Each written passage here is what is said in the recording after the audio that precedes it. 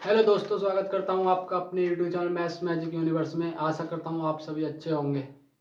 तो हम चल रहे थे परसेंटेज, हम कर चुके थे। आज हम स्टार्ट करेंगे नया चैप्टर प्रॉफिट एंड लॉस, लाभ और हानि। ठीक है। तो अब तक हम 3 चैप्टर कर चुके हैं इस सीरीज में। अगर आपने पीछे के वीडियोज नहीं देखे तो वो देख लें। अब आज से स्टार्ट होगा आपका प्रॉफिट एंड लॉस चैप्टर और इसका एक पार्ट 1 है। ठीक है।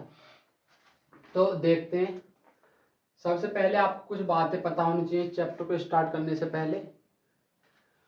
जैसे कि आपको पता होना चाहिए क्रिया मूल्य क्या होता है। क्रिया मूल्य इंग्लिश में बोलते हैं कॉस्ट प्राइस। ठीक है, सीपी, कॉस्ट प्राइस। क्रिया मूल्य होता है जिस मूल्य पर हम किसी वस्तु को खरीदते हैं। ठीक है, जिस मूल्य पर वस्तु को खरीदते हैं, बस याद रखना आपको, जिस मूल्य पर वस्तु को खरीदते हैं उसे बोलते हैं क्रिया मूल्य, यानी कि कॉस्ट प्राइस।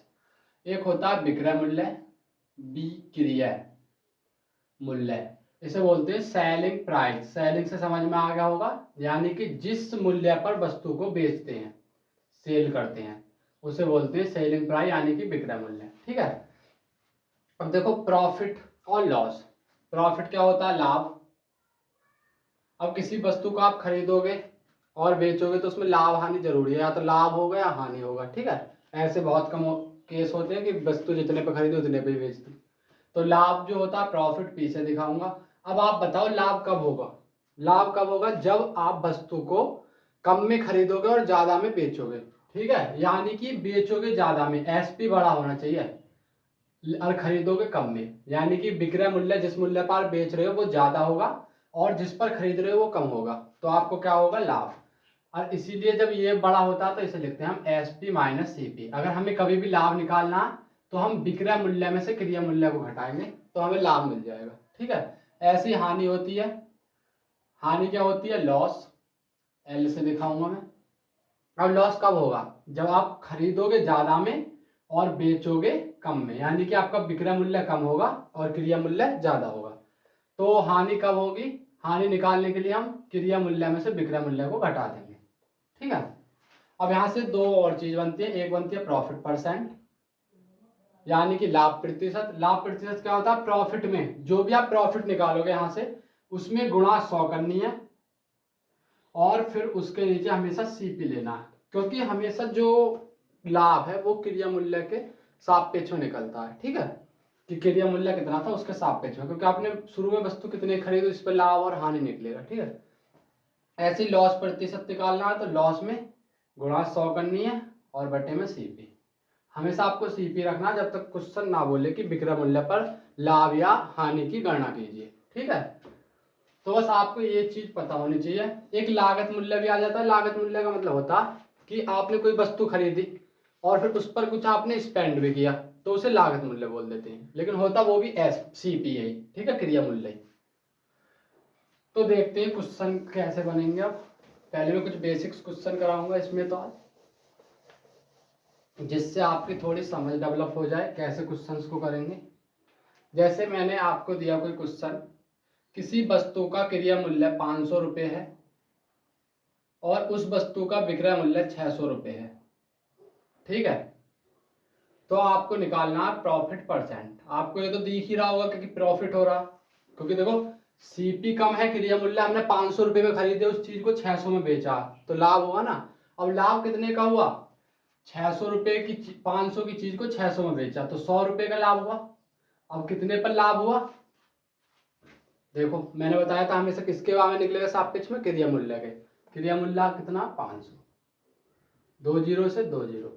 अब देखो हम परसेंटेज में निकाल रहे हैं और वो गुणा 100 जो करते थे प्रॉफिट परसेंट में, वो गुणा 100 इसीलिए करते थे, जब भी हम किसी चीज को परसेंटेज में बदलते हैं तो मल्टीप्लाई बाय 100 करते हैं।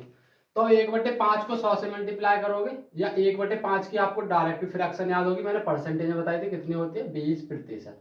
यानी कि जब उसने 500 रुपए की चीज को 600 में बेचा, उसे रुपयों में पूछते तो क्या रुपए का लाभ हुआ? 100 रुपए का। लेकिन परसेंटेज में पूछेगा तो कितने का हुआ? 20% का। ठीक है।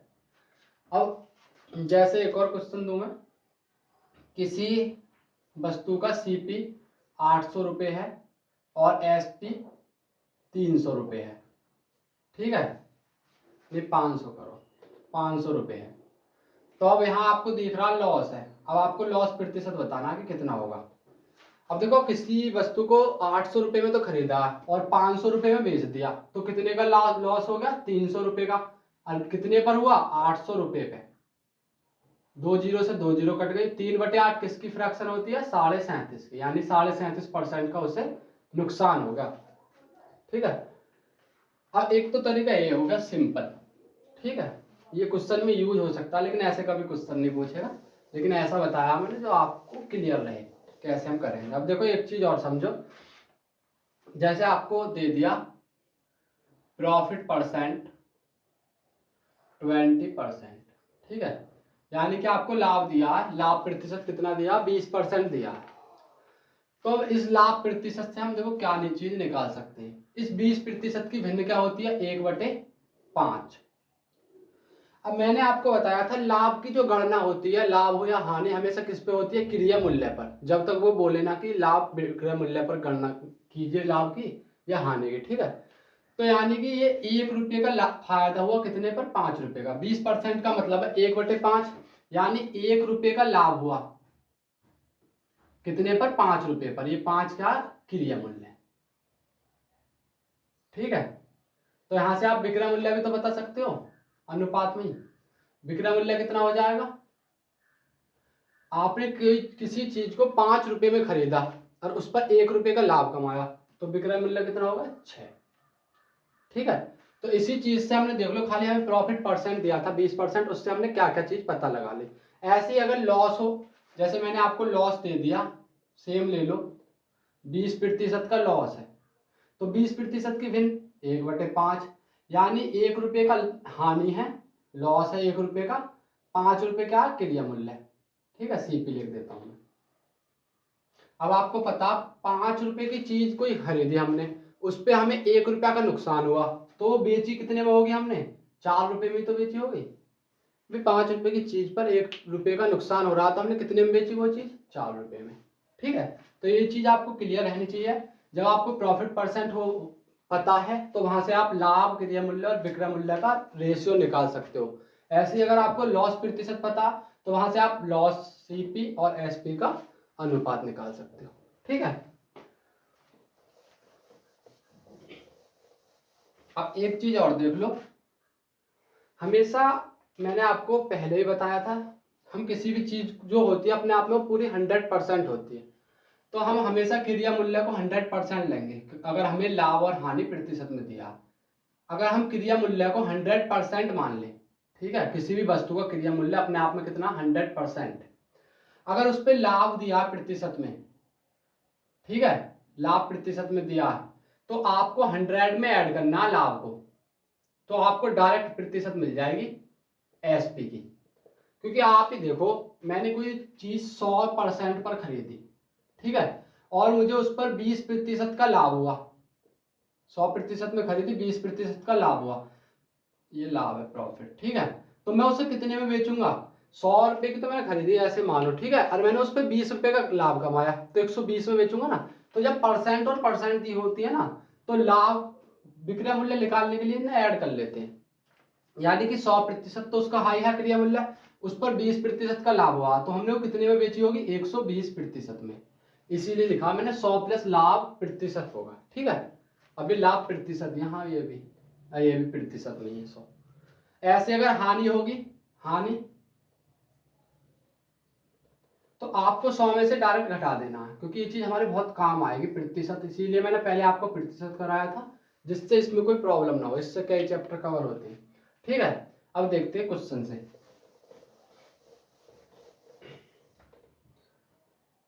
अब जैसे मैं एक चीज और दूं आपको, जैसे एक और आता है इसमें, मैंने दे दिया आपको सीपी अनुपात एसपी 4:5 है, तो आपको प्रॉफिट परसेंट बताना क्या होगा। अब देखो 4 रुपए की सीपी कितना है? 4, एसपी कितना? 5, यानी 4 रुपए में चीज खरीदी क्रिया मूल्य और 5 में उसे बेचा, तो कितने रुपए का लाभ कमाया? 1 का। हमेशा नीचे क्या आएगा? सीपी। 1/4 किसकी भिन्न होती है? 25%, यानी कि लाभ प्रतिशत कितना है? 25%। ठीक है, अब मैं एक और क्वेश्चन दूंगा आपको, जैसे किसी वस्तु को खरीदने पर 25% का लाभ होता है। मतलब एक वस्तु को खरीदा, उसे बेचने पर 25% का लाभ होता है। या ऐसे लिखो, किसी वस्तु के क्रय मूल्य पर 25% लाभ होता है। मैंने आप ये चीज बताई थी आपको, ठीक है। तो इसमें बस ये चीज समझाना था, 25% लाभ है तो यानी कि यहाँ विक्रय मूल्य लिख लो, क्योंकि क्रिया का तो मैं आपको समझा ही चुका हूँ ना कैसे होता है। अब विक्रय मूल्य अगर दिया हो, जैसे अभी मैंने बताया था, लाभ हमेशा लाभ और हानि क्रिया मूल्य पर होती है, जब तक वो क्वेश्चन में बोले ना। लेकिन जैसे यहाँ कहा उसने किसी वस्तु के विक्रय मूल्य पर 25% लाभ है, तो 25% का मतलब 1/4। अब 1 रुपये का ये लाभ है, लेकिन कितने रुपए पे है? 4 रुपये पर। तो ये अब 4 रुपये विक्रय मूल्य है, क्योंकि उसने कहा है विक्रय मूल्य पर 25% का लाभ हुआ है, ठीक है। तो अब यही लाभ हमें क्रिया मूल्य पर निकालना है, तो अब कैसे निकालेंगे? अब देखो, 1 रुपये का लाभ हुआ, 4 रुपये विक्रय मूल्य था, तो क्रिया मूल्य कितना होगा? सीपी। 1 रुपये का लाभ कमा के हमने 4 रुपये में बेच दिया, तो उस वस्तु को 3 में ही तो खरीदा होगा। अब हम लाभ प्रतिशत निकालें क्रिया मूल्य पर, प्रॉफिट परसेंट सीपी पर। ऑन सीपी लिख देता हूं, इतना तो आप समझ जाओगे। ऑन सीपी, क्रिया मूल्य पर लाभ प्रतिशत। लाभ देखो अब भी 1 ही रुपये का रहेगा, जितने रुपए का पहले था इतने का ही अब रहेगा, 1 रुपये का। लेकिन अब नीचे क्या लेना हमें? क्रिया मूल्य। क्रिया मूल्य कितना? 3। 1/3 किसकी भिन्न होती है? 33 सही 1/3% की, ठीक है। तो ये चीज आपको अच्छे से क्लियर होगी, इसमें कोई कंफ्यूजन नहीं होगी। तो अब बढ़ते हैं क्वेश्चन की तरफ। अभी आपका मैंने थोड़ा बेसिक करा दिया, जिससे आपको कोई प्रॉब्लम ना हो। आपके सामने क्वेश्चन है, 100 रुपए की वस्तु को 100 रुपए की वस्तु को, यानी ये सीपी है, 216 में बेचने पर, मैं डायरेक्ट लिख देता हूं, 100 रुपए में कोई वस्तु खरीदी और उसे 216 रुपए में बेचा, तो आपको लाभ प्रतिशत बताना, प्रॉफिट प्रतिशत क्या होगा। तो देखो कितने का लाभ हुआ? 116 रुपए का। भाई 100 की वस्तु को 216 में बेचा तो 116 रुपए का लाभ हुआ। कितने पर? 100 रुपए पर, गुणा 100। 100 से 100 गया तो कितने प्रतिशत का लाभ? 116% का उसे लाभ हुआ, ठीक है। एक वस्तु को 20% लाभ पर 300 रुपए में बेचा गया, उसका एसपी कितना दिया हमें? 300 रुपए में बेचा गया, और प्रॉफिट परसेंट कितना दिया है? 20%, ठीक है। प्रॉफिट 20% दिया, तो आपको क्रिया मूल्य बताना उस वस्तु का। अभी मैंने यही चीज तो बताई थी आपको, हमेशा कोई भी वस्तु अपने आप में वो 100% रहेगा उसका मूल्य, यानी उसका क्रिया मूल्य कितना? 100% है, उस पर 20% का लाभ होगा। अगर उसमें हम क्रिया मूल्य में लाभ को जोड़ेंगे तो हमें क्या मिलेगा? एसपी, ठीक है। तो यानी कि क्रिया मूल्य कितना है? 100%, उस पर 20% का लाभ हुआ, तो उसका एसपी कितना होगा? 120%, यही तो है। लेकिन क्वेश्चन में हमें कितना दिया लाभ? 300 रुपए। अब हमें 100% का मान निकालना, कितना होगा? तो 100% का कितना हो जाएगा? 300/120 गुणा 100, सही है। 0 से 0 काटोगे, 4 से 3 बार, 4 से 25 बार, 3 से 10 बार, और 25 दाम 250, यानी कि उस वस्तु का क्रिया मूल्य कितना था? 250 रुपये, ठीक है। और देखो परसेंटेज से बहुत ही सिंपल होगा, ना तो आप फॉर्मूले में वैल्यू रखते तो रखते ही रह जाते। मैंने बताया हमेशा जो सीपी रहेगा किसी वस्तु का अपने आप में 100% रहेगा। अगर उसमें लाभ हो रहा है तो लाभ को हमेशा जोड़ेंगे, ठीक है। हानि हो रही है तो हानि को घटाएंगे। अब मैंने सीपी माना 100%, उसमें मैंने लाभ को जोड़ दिया, तो कितने? 120% में हमने वस्तु को बेचा, लेकिन उसने तो कहा 300 रुपये में बेचा, ठीक है। तो 120 का ही मान कितना? 300 रुपये। तो 100% का मान निकालना हमें, क्योंकि क्रिया मूल्य निकालना है, ठीक है। तो कितना आ जाएगा? 250 रुपये। देखते हैं अगला क्वेश्चन। अब अगला क्वेश्चन है आपके सामने, एक वस्तु को 25% की हानि पर बेचा जाता है और 750 रुपये में बेचा जाता है। मतलब कि एक उसने एक वस्तु को 750 में बेचने पर हानि जो हुई वो 25% की हुई, ठीक है। अब इसी वस्तु पर उसे लाभ कमाना है कितने का, 25% का। इस वस्तु पर 25% का लाभ कमाने के लिए कितने में बेचे, 25% लाभ कमाने के लिए कितने रुपए में बेचे, ये कहा क्वेश्चन में। ठीक है, यानी कि जब उसने उसे 750 रुपए में बेचा था तो उसे कितने का लाभ नुकसान हुआ था, 25% का। अब उसी वस्तु पर उसे 25% का लाभ कमाना, तो कितने में बेचे। अब देखो इसका मैं पहले तो एक बेसिक बता रहा हूँ जैसे मैंने अभी कराया था, फिर एक डायरेक्ट तरीका बताऊंगा।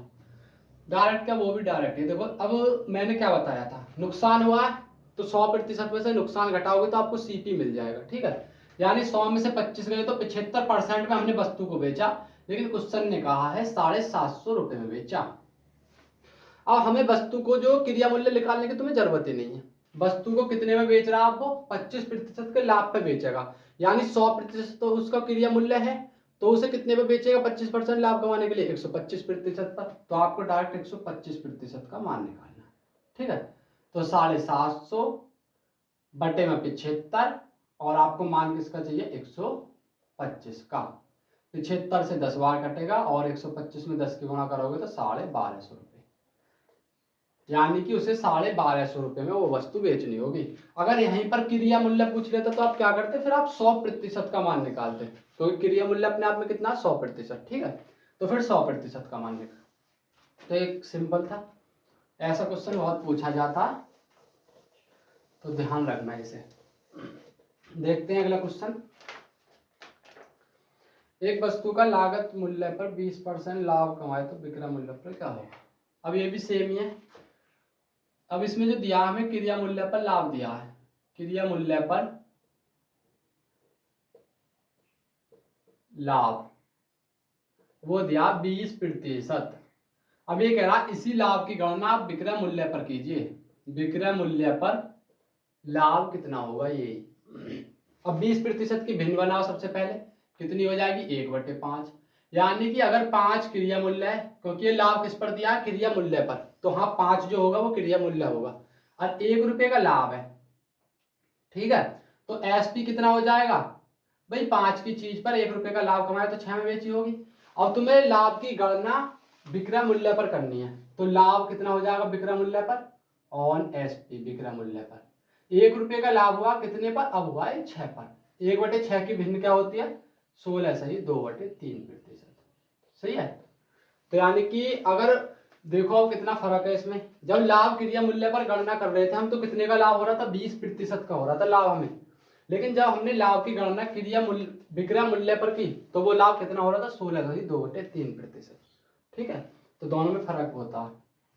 तो लाभ जो आप किस पर गणना करते हो, क्रिया मूल्य पर या विक्रय मूल्य पर, तो दोनों के आंसर डिफरेंट आएंगे। देखते हैं अब, 200 रुपए की वस्तु 10% हानि पर बेची जाती है। अब देखो 200 रुपए की वस्तु थी, यानी कि सीपी था उसका 200 रुपए, नहीं 200 रुपए में बेची जाती है, एसपी दिया। ठीक है, एक मिनट रुक जाओ। 10% हानि पर 270 रुपए में बेची जाती है, और हानि कितने की हो रही है, 10% की। अब उसने कहा यदि विक्रय मूल्य क्रिया मूल्य में 5% की कटौती की जाए तो वस्तु को कितने पर बेचा जाएगा। यदि क्रिया विक्रय यानी कि बेचने पर, या ऐसे ही लिख लो, यदि क्रिया मूल्य में 5% की कटौती की जाए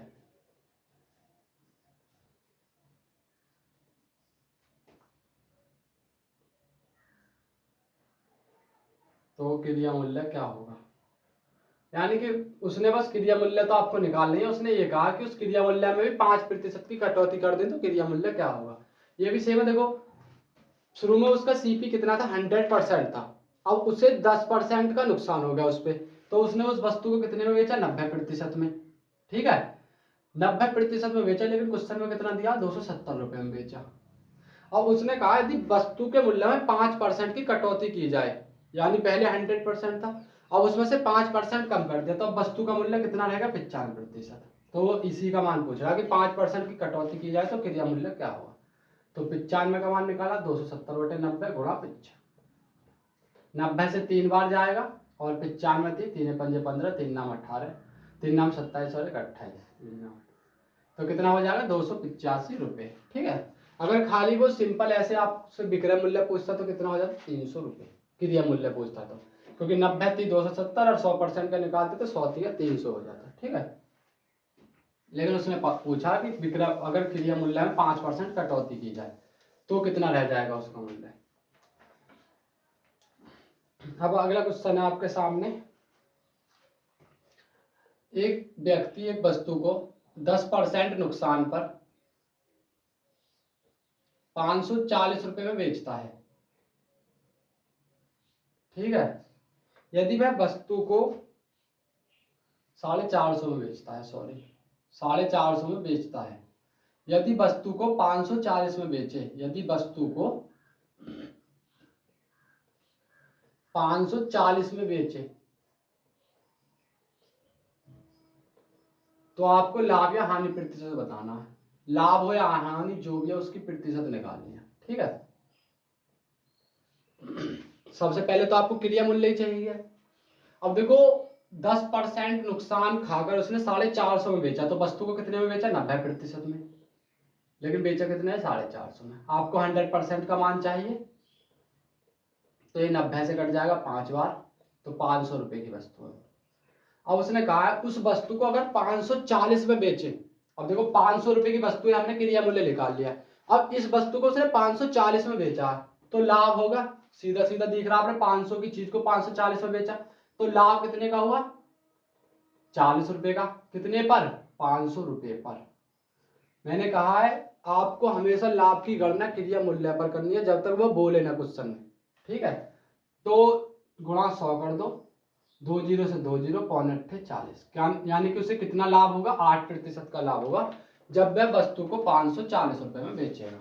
ठीक है। यहां तक चीजें क्लियर होंगी। तो देखते हैं आगे। अब अगला क्वेश्चन है आपको, एक विक्रेता को 40 रुपए में 45 केले बेचने पर 20% हानि होती है। देखो इस क्वेश्चन को बहुत ध्यान से समझना, ऐसा क्वेश्चन पूछा जाता है और बच्चा बहुत टाइम ले जाता है, लेकिन बहुत ही सिंपल चीज बताऊंगा मैं इसे करने की। पहले समझ लो क्वेश्चन में क्या कहा। एक विक्रेता है, वो 40 रुपए में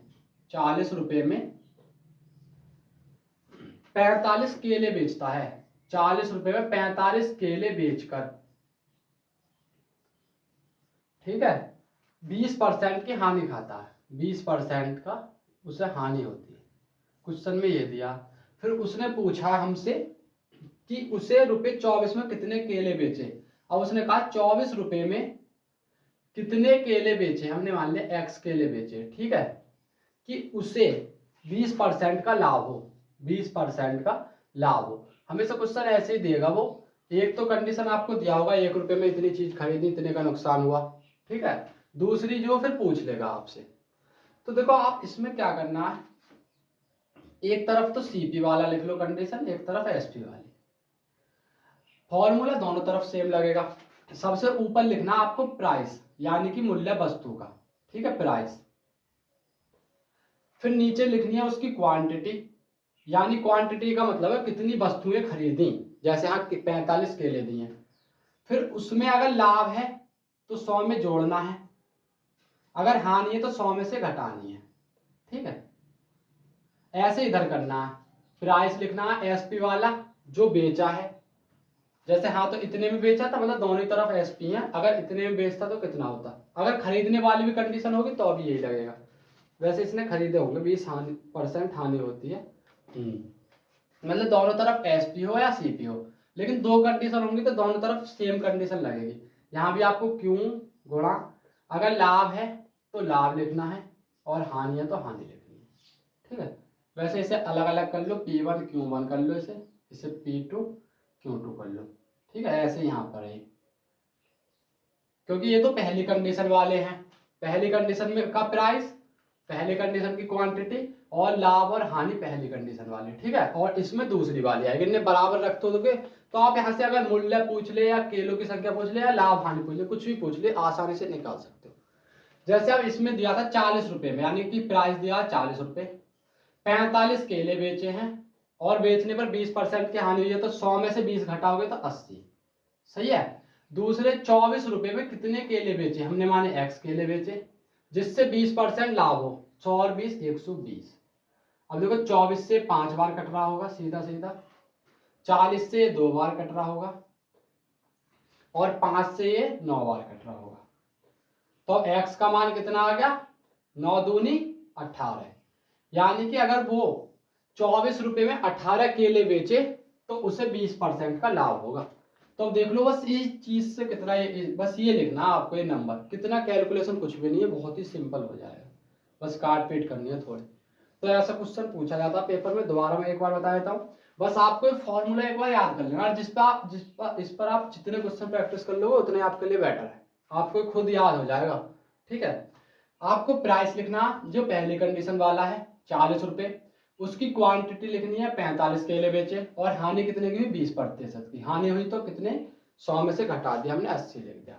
दूसरी कंडीशन में 24 रुपए में कितने केले बेचे, हमने माने x केले बेचे, जिससे 20% लाभ हो, यानी 120 रुपए में बेचेगा, ठीक है। अब मैं इनने आप काट पीट करोगे तो x का मान कितना आ जाएगा, 18। देखते हैं अगला क्वेश्चन।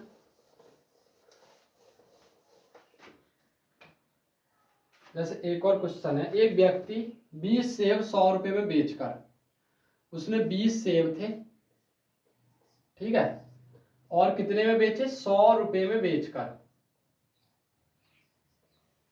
20% का लाभ कमाया। अब वो हमसे पूछ रहा है कि उसने रुपये 100 में कितने सेब खरीदे, रुपये 100 में कितने सेब, एक सेब खरीदा हमने मान लिया, और उसने कहा 100 रुपए में, ठीक है। अब देखो ऐसी जगह इसने कहा खरीदे, अब कोई भी चीज खरीदेगा उसमें उससे लाभ हानि थोड़ी होगी, वो तो अपने सिर्फ 100% पर ही खरीदेगा। उसने कहा x रुपए में 100 सेब, मतलब 100 रुपए में कितने सेब खरीदे।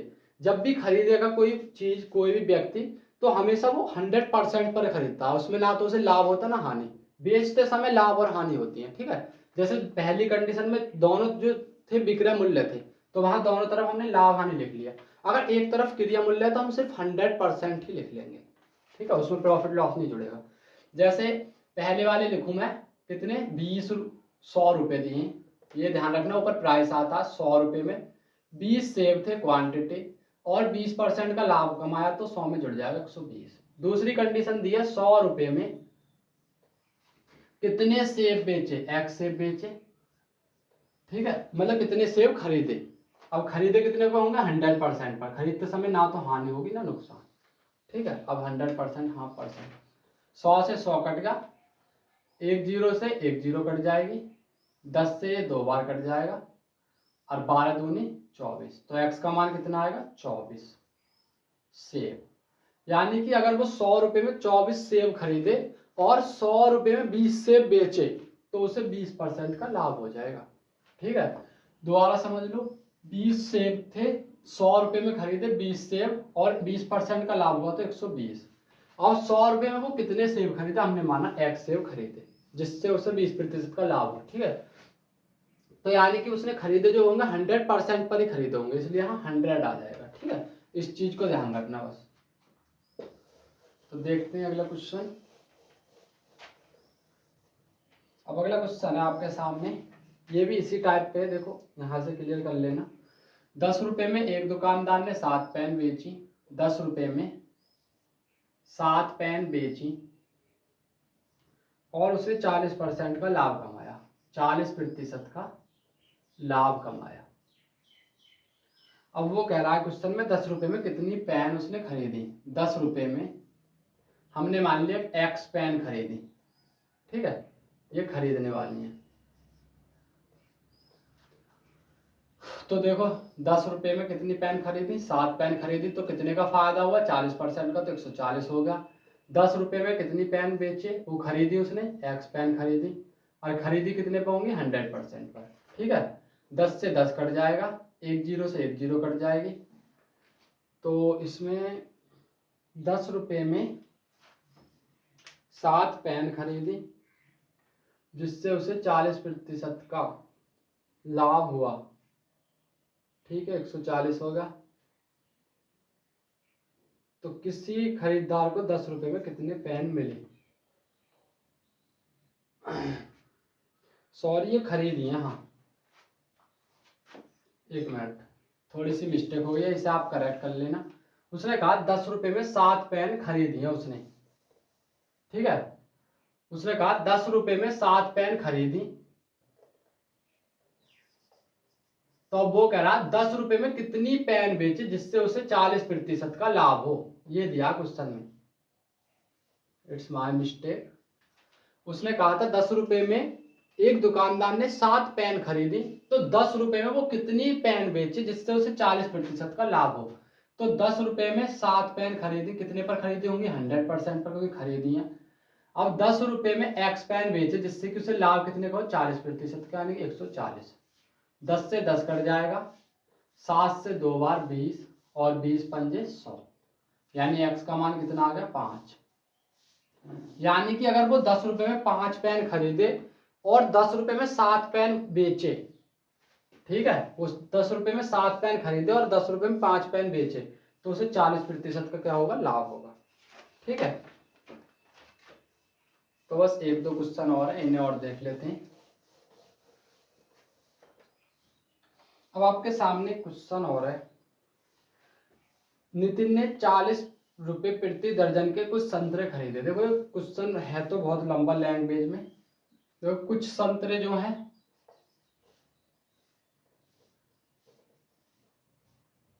40 रुपये प्रति दर्जन की दर से खरीदे, 40 रुपये प्रति दर्जन। ठीक है, अब उसने कहा कुछ संतरे उसने 30 रुपये प्रति दर्जन से खरीदे, कुछ संतरे 30 रुपये प्रति दर्जन से खरीदे, और उसने उन्हें यानी कुल संतरों को 45 रुपये प्रति दर्जन के भाव से बेच दिया। सभी संतरों को 45 रुपये प्रति दर्जन के भाव से बेचकर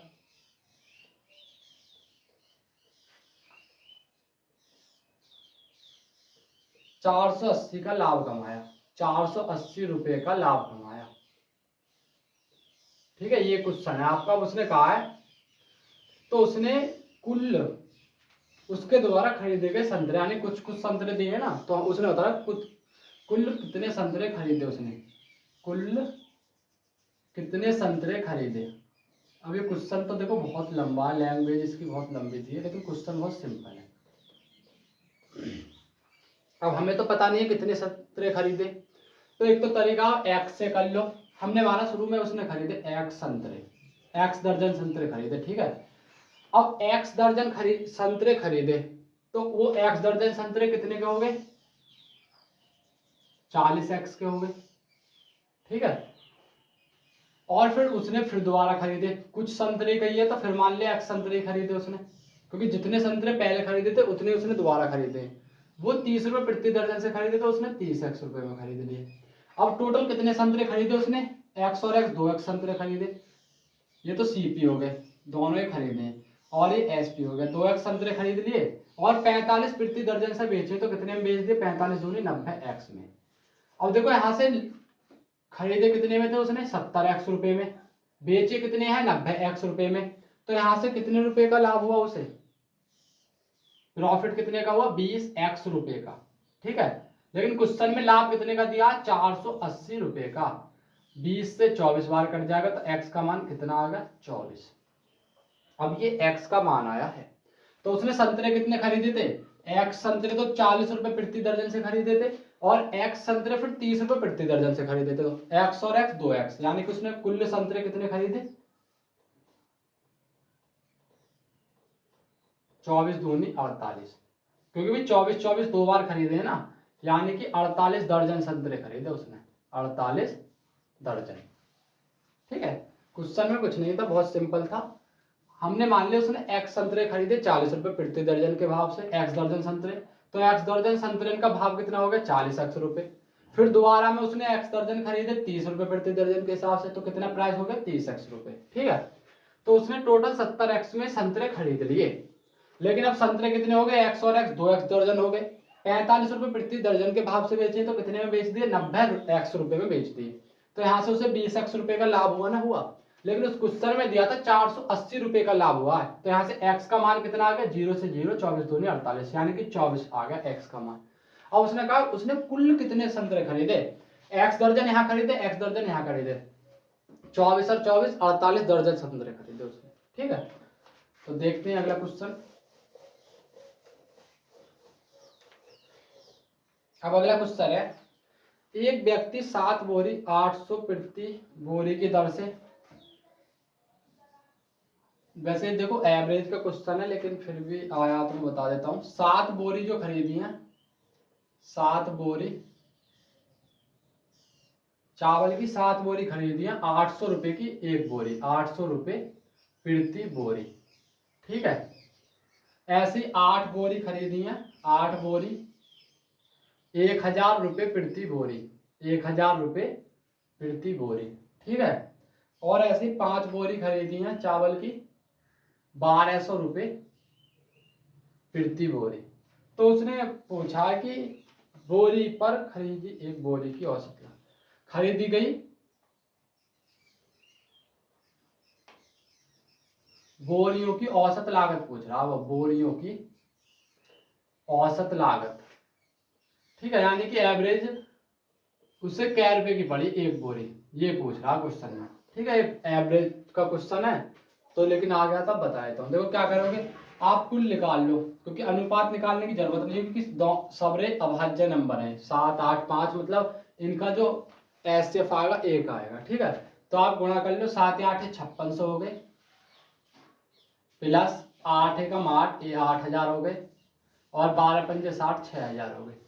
और टोटल बोरी कितनी हो गई, 7 8 15 और 5 20 बोरी हो गई।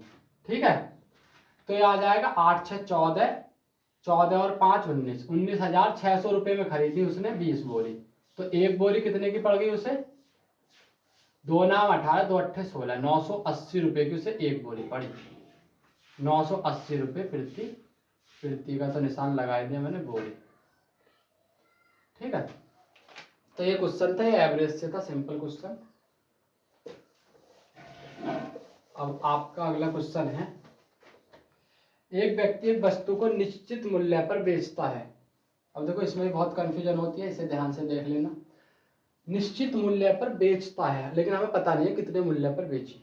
ठीक है, इससे इस मूल्य के 70% पर बेचे। पहले उसने निश्चित मूल्य पर बेची, वस्तु को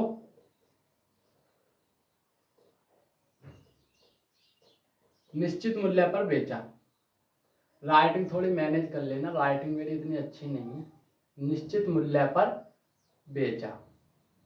ठीक है, वस्तु को, एक वस्तु किसी निश्चित मूल्य पर बेच दिया। अब इस मूल्य के, जिस मूल्य पर बेचा ना, इस मूल्य के 70% पर बेचे, अगर 70% पर बेचे। ठीक है, अगर 70% पे बेचे तो 10% की हानि होती है, तो 10% की हानि होती है।